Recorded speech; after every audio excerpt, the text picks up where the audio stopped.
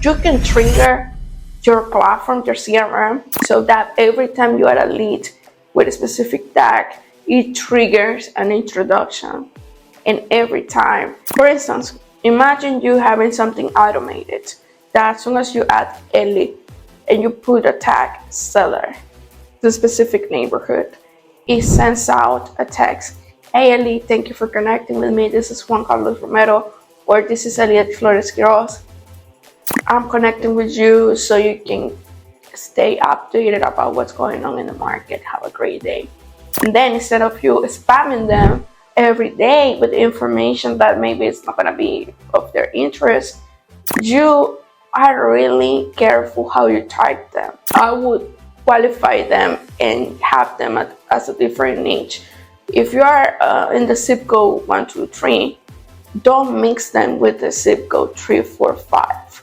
You want to be as personal as possible, and you want to sell them information and updates about their neighborhood specifically, instead of the generic and general information that everyone else is sending them. You want them to like your content, to feel that it's worth it, to read it, to hear you, so that when they're ready to move, they know who they're gonna call.